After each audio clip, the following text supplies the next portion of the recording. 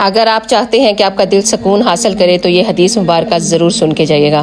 آپ صلی اللہ علیہ وسلم نے فرمایا، سلام کرنے میں پہل کیا کرو، کیونکہ اسلام میں پہل کرنے والا تکبر سے بری ہوتا ہے۔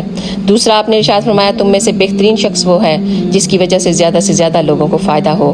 آپ نے ارشاد فرمایا، 3 آدمی ایسے ہیں جنہیں روز قیامت اللہ سبحانہ و تعالیٰ دیکھے گا بھی نہیں۔ پہلا والدین کا نافرمان، دوسرا مستقبل شراب پینے والا، اور تیسرا احسان کر کے جتانے والا۔ آپ نے ارشاد فرمایا، 3 آدمیوں کی دعا کبھی بھی رد نہیں ہوتی، عادل حکمران، روزے دار حتیٰ کہ روزہ افطار کر لے، اور تیسرا مظلوم۔ آپ نے فرمایا، بہترین اولاد با پردہ بیٹیاں ہیں۔ کھانے کا گرا ہوا ٹکڑا دسترخوان سے اٹھا کر کھانا اولاد میں خوبصورتی، رزق میں برکت اور تکبر کو ختم کرتا ہے۔ جس نے کسی بھوکے مومن کو پیٹ پر کھانا کھلایا تو اللہ سبحانہ و تعالیٰ اسے جنت کے دروازوں میں سے ایک ایسے دروازے سے داخل فرمائے گا جس سے اس جیسے ہی لوگ داخل ہوں گے۔ سبحان اللہ۔ اگر ویڈیو اچھی لگی ہے تو پلیز ایک دفعہ ضرور شیئر